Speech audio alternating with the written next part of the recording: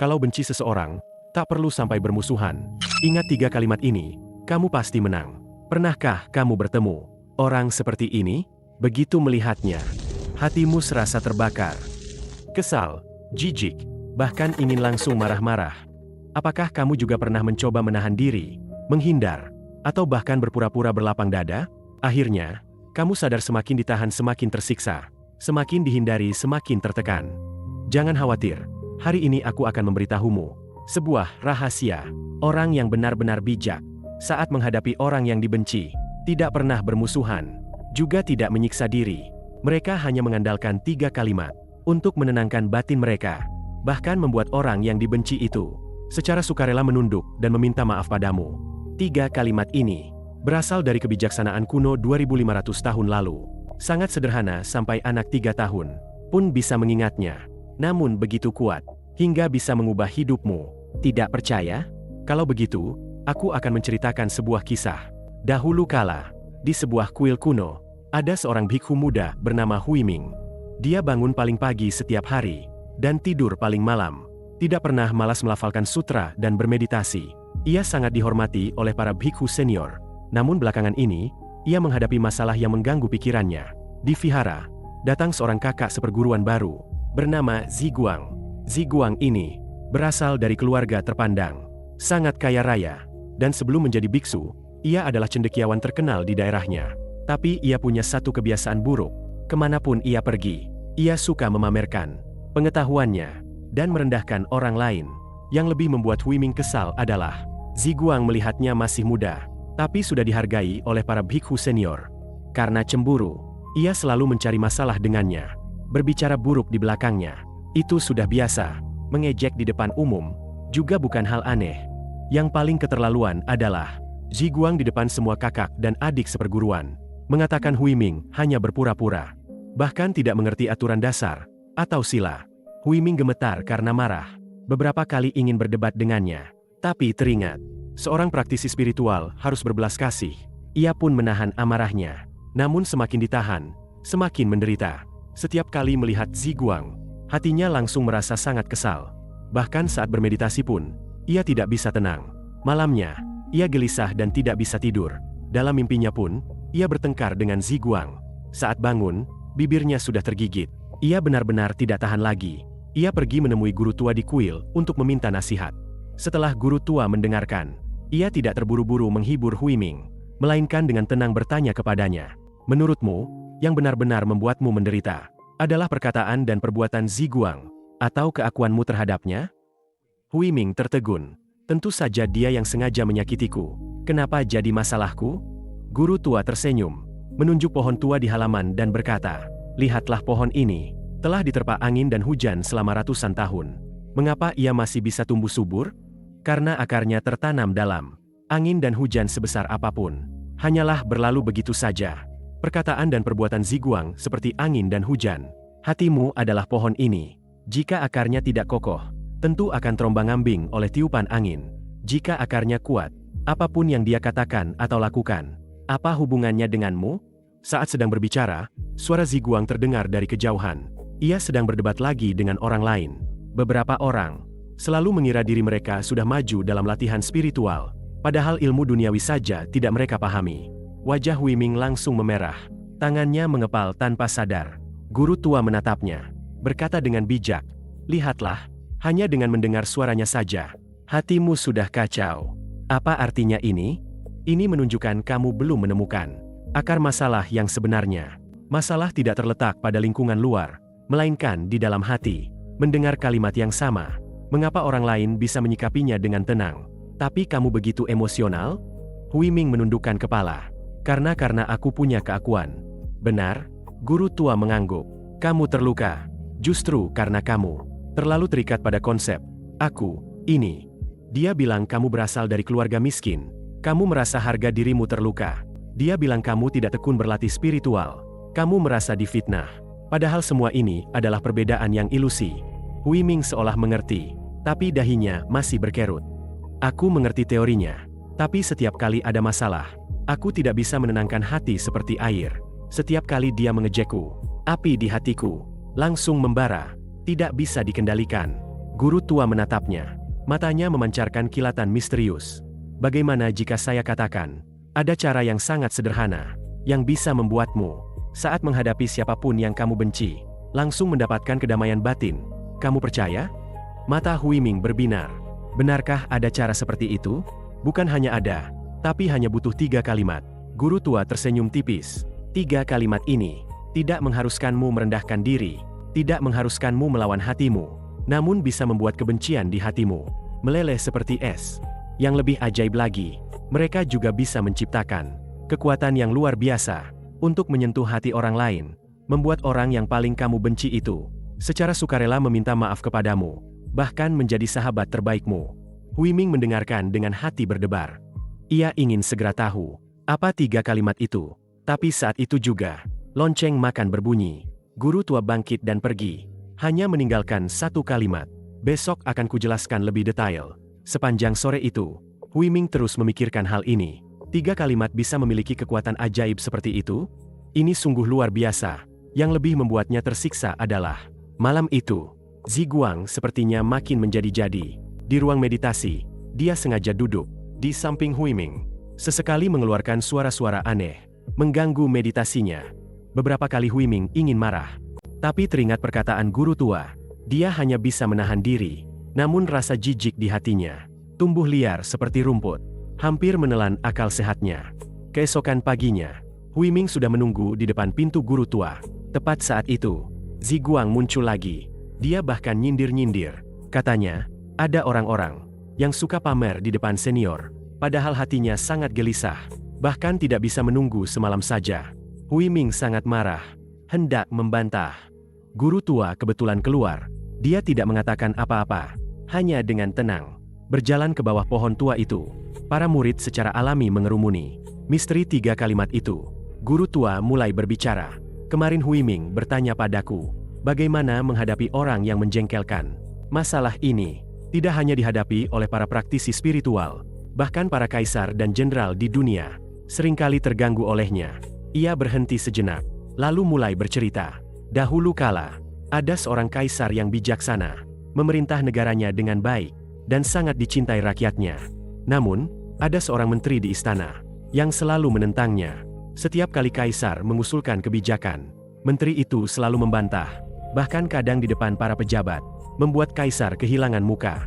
Yang lebih parah, ia juga secara diam-diam, menyebarkan rumor buruk tentang kaisar, dan mengajak menteri lain untuk melawannya. Awalnya kaisar masih bisa bersabar, tapi lama-kelamaan, setiap melihat menteri itu, hatinya langsung kesal, tidak bisa tidur nyenyak, dan makan pun tak enak. Kemudian, seorang guru tua memberitahunya rahasia. Hanya 3 kalimat, kaisar melakukannya, dan hatinya kembali tenang.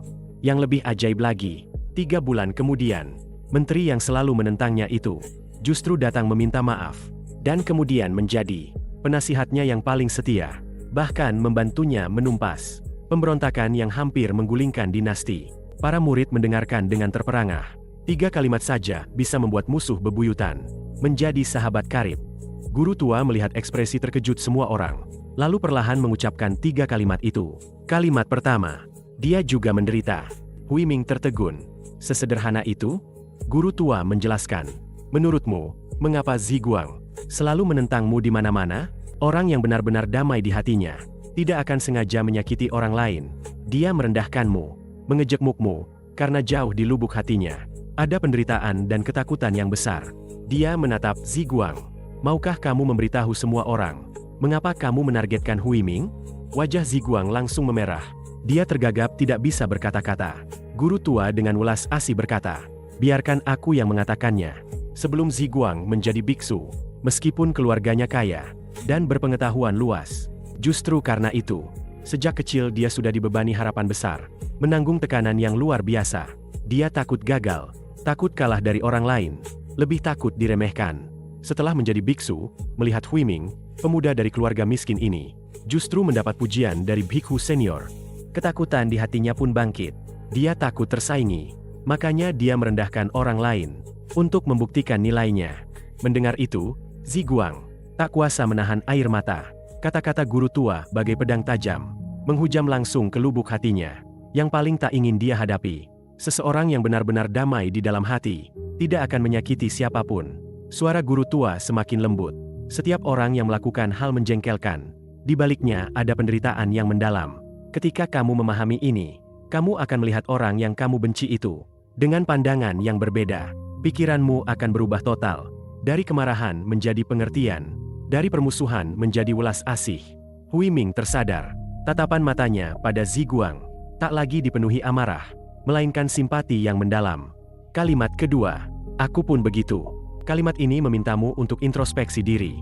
Guru tua melanjutkan, Hui Ming, kamu membenci kesombongan Ziguang. Tapi apakah kamu sendiri, saat dipuji oleh biksu senior, tidak pernah merasakan sedikit pun kesombongan? Kamu membenci kecemburuannya. Tapi saat kamu melihat kakak seperguruan lainnya, saat ada yang lebih populer darimu, apakah di hatimu pernah muncul riak-riak ketidaknyamanan? Wajah Hui Ming memerah. Memang benar, ia juga pernah merasa bangga karena mendapat pujian. Ia juga pernah merasa tidak senang karena iri hati. Ketika kamu bisa melihat dengan jelas hakikat dirimu sendiri, kamu akan bisa memahami keadaan orang lain. Guru tua berkata, kita semua adalah orang-orang yang berjuang dalam masalah. Kita semua memiliki 3 racun pikiran, dan kita semua meraba-raba maju di jalan menuju pembebasan. Setelah memahami hal ini, toleransimu terhadap orang lain akan muncul secara alami. Kalimat ketiga, semoga dia berbahagia. Begitu kalimat ini diucapkan, semua orang menunjukkan ekspresi terkejut. Menghadapi orang yang dibenci, masih harus mendoakan kebahagiaannya. Guru tua menjelaskan, kalimat ini adalah puncak dari seluruh praktik spiritual. Ketika kamu bisa dengan tulus mendoakan orang yang pernah kamu benci itu mendapatkan kebahagiaan, hatimu akan benar-benar terbebaskan. Mengapa harus melakukan ini? Karena kebijaksanaan sejati memberitahu kita, orang yang membuatmu jengkel itu, sifat dasarnya juga murni dan terang, hanya tertutup oleh kekotoran batin. Ketika batinnya benar-benar damai dan bahagia, perilaku yang menjengkelkan itu secara alami akan lenyap. Suara guru tua menjadi semakin agung. Yang lebih penting lagi, ketika kamu bisa dengan tulus mendoakan semua makhluk hidup berbahagia, kamu sedang menempuh jalan bodhisattva. Begitu welas asih muncul, tidak hanya dapat melarutkan kebencian, tetapi juga mengumpulkan pahala tak terhingga. Hui Ming yang mendengar ini, tiba-tiba mengerti sesuatu. Dia berjalan menghampiri Ziguang, menyatukan kedua telapak tangannya. Kakak seperguruan Ziguang, jika dulu saya pernah menyinggung Anda, mohon maafkan saya. Saya tulus mendoakan Anda agar semua berjalan lancar dalam perjalanan spiritual Anda. Semoga batin Anda damai. Ziguang melihat ketulusan di mata Hui Ming. Dia tidak bisa menahan diri lagi. Air mata mengalir deras seperti mata air. Dia juga menyatukan telapak tangan membalas hormat. Adik seperguruan Hui Ming, saya yang salah. Karena ketakutan dan kecemburuan dalam hati saya selalu mempersulit Anda. Setelah mendengar ceramah hari ini, baru aku sadar betapa bodohnya diriku. Aku juga tulus mendoakanmu agar kemajuan spiritualmu, berkah dan kebijaksanaanmu bertambah. Guru tua melihat pemandangan ini dan tersenyum penuh welas asih. Inilah keajaiban dari 3 kalimat itu. Mereka tidak hanya bisa membuatmu memiliki hati yang bersih, tapi juga bisa menyentuh orang lain, mengubah musuh menjadi teman. Mengapa ketiga kalimat ini memiliki kekuatan yang begitu ajaib? Kemudian, seorang murid bertanya dengan penasaran kepada guru tua, mengapa ketiga kalimat sederhana ini bisa memiliki kekuatan yang begitu ajaib? Guru tua menjawab, karena ketiga kalimat ini mencerminkan inti kebijaksanaan Dharma. Kalimat pertama, dia juga menderita, mencerminkan kebijaksanaan Paticcasamuppada. Semua fenomena muncul karena sebab dan kondisi, termasuk perilaku orang yang kamu benci. Semuanya memiliki alasan yang mendalam. Yang kamu lihat bukanlah keburukan seseorang, melainkan penderitaannya. Setelah memahami ini, kamu bisa mengganti emosi dengan kebijaksanaan. Kalimat kedua, aku pun begitu, mencerminkan kebijaksanaan kesetaraan. Pada dasarnya, semua makhluk hidup itu setara. Penderitaan yang kamu alami, orang lain juga mengalaminya. Kesalahan yang pernah kamu buat, orang lain juga mungkin melakukannya. Menyadari hal ini, kamu tidak akan lagi memiliki rasa superioritas, dan tidak akan lagi memiliki perasaan bermusuhan. Kalimat ketiga, semoga dia berbahagia, mencerminkan praktik kasih sayang. Ini adalah kebijaksanaan tertinggi.